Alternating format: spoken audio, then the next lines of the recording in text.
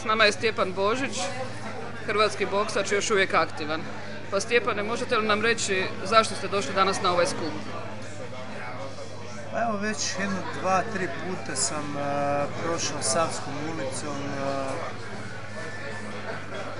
svojim putem.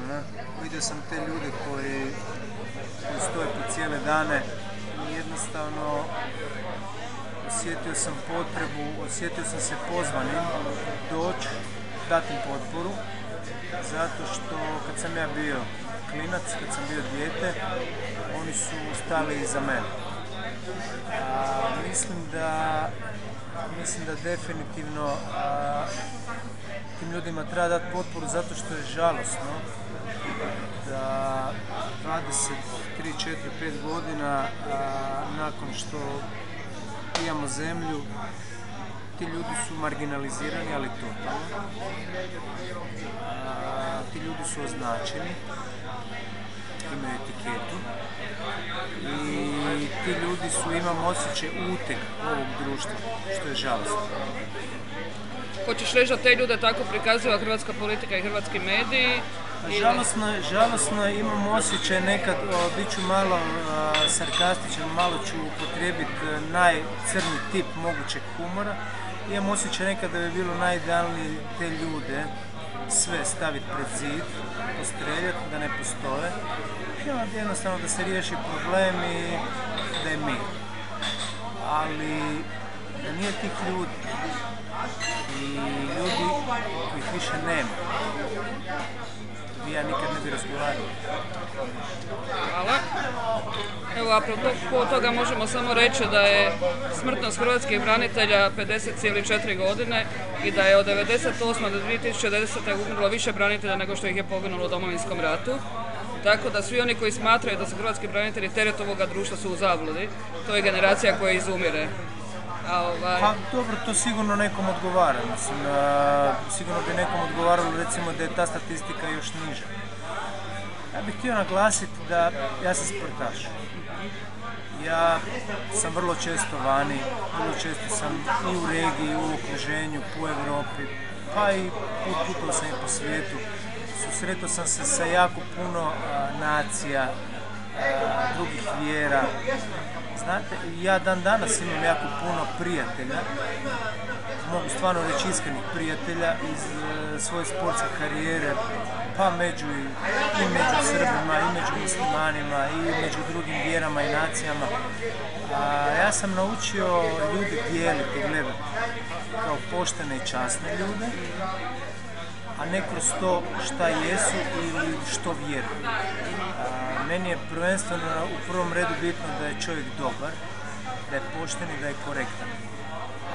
Ovo što se radi u zadnje vrijeme sa populacijom hrvatskih branitelja, to je, ne znam, upotrijebit ću blagu riječ, neću biti vulgaran i bezobrazan, ali to je nastrano i to je perverzno. I definitivno to nismo zaslužili, jer nikad neću zaboraviti sa 15-16 godina kada sam se bojao mraka. Znači, bojao sam se mraka. Nisam doživio i proživio ni detonacije, ni granate, i danas onda 20 i nešto godina kasnije da se takvi ljudi čak ni ne marginaliziraju, nego se moće da se dosta često i baci pod tepih kao ono smeće koje nam smeta i ne treba, koji ipak jednog dana ispliva ispod tog tepiha jer ga nismo odstranili. Na kraju krajeva, moj brat je branitelj, bio u Tigrovima i tih godina ja sam na svoj način doprinio znači borbom u ringu. Kao sportaš? Kao sportaš. Si predstavljao boje Hrvatske po svijetu? Upravo tako. Donio sam prvu boksičku medalju za Hrvatsku, za neovisnu Hrvatsku. Moj brat je sa 18 godina bio u Tigrovima i hvala Bogu da je živ. Borio se na drugačiji način za Hrvatsku? Na svoj način se borio i Mislim da je jednostavno pretužno i prežalosno, mislim da jednostavno hrvatski narod ne smije dozvoliti da se prema toj populaciji, prema tim ljudima, da se tako odnosi. Apropo toga što si rekao da se susrećeš sa drugim nacijama i vjerama, jedan književnik, Viktor Franklin, koji je preživio Auschwitz, je rekao da ne postoje loše nacije, postoje samo loši ljudi. I često čujemo od hrvatskih branitelja da je u njihovim redovima bilo i muslimana i Srba, i hrvatski branitelji govore često da nisu oni ti koji mrze druge i da oni itekako imaju veliku toleranciju prema drugima. Pa meni je žalosno koliko uspijem i mogu pratiti ovu cijelu situaciju, ali žalosno imam osjećaj da najveća mržnja nastaje, ajmo reći, između nas sami, što je žalosno. U principu, ljudi koji bi trebali brinuti o narodu općenito, a tu su i branitelji kao, mada smeta mi, užasno mi smeta kad u medijima pročitam razvojačeni branitelj napravio to i to. Umirovljeni branitelj,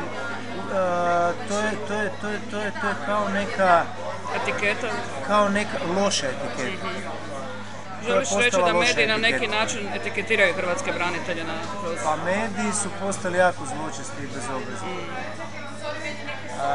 Zadnjih par godina izgleda da smo od zapada pokupili sve ono loše i negativno, znači nije vijest kada, ne znam, naš neki doktor ili znanstvenik otkrije lijek za rak, ili sportaš osvoji, recimo, neki značajan sportski rezultat, nego je vijest kad razvojačeni branitelj napravi neku glupost. Šta nam možeš reći, koliko si upoznan s time zašto su branitelji danas ovdje i što ih je najviše ponukalo da dođu? Mislim da se radi o, koliko sam čuo, ne znam da sam u pravu, o izjavi Bojana Glavaševića. Tako kaže većina branitelja. Tako je, slušao sam njegovu izjavu i ja kad sam to slušao i gledao, ja sam se pitao šta taj čovjek puši ili što konzumira. Jednostavno nisam mogu vjerovati.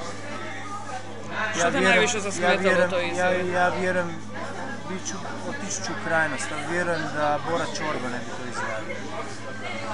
Što me najviše smetalo? Pa najviše me smetalo njegovo prezime.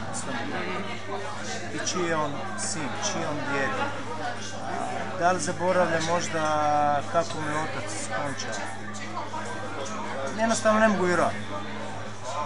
Da, to često čujemo ovih dana ovdje, da je to doista šokiralo hrvatske branitelje i da su iznenađeni da dijete našeg heroja daje takve izjave.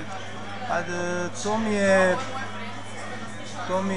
to mi je fascinantno, to jednostavno ne mogu vjerovati. Da li to isparni mozak, šta je, ne znam, ja ne znam šta je tom čovjeku u glavi, ne mogu, iskreno ću vam reći, ne želim ući njegovu glavu. Ali nadam se da će jednog dana se susreti sa svojim ocem negdje gore pa da možda ne bude žao. Reci mi, Stjepane, što bi poručio ostalim hrvatskim sportašima u ovome trenutku?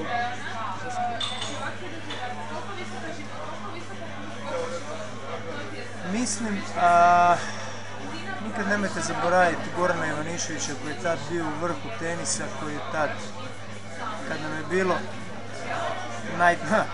tad nam je kao bilo najteže, ali očito nije, izgleda da nam je danas puno teže nego onda, a kad je nosio hrvatski stijeg ponosno, mislim da bi hrvatski sportaši trebali stati uz hrvatske branitelje kao što su hrvatski branitelji u najtežim trenucima za našu zemlju stali iza svih nas. I mislim da to sportaši rade i da duboko u sebi i daju potporu i podršku, možda ne ovako javno kao ja. Ali vjerujem da većina hrvatskih sportaša razmišlja. Stjepane, braniteljski HR se zahvaljuje na izjavi. Bolje. Prazna baterija.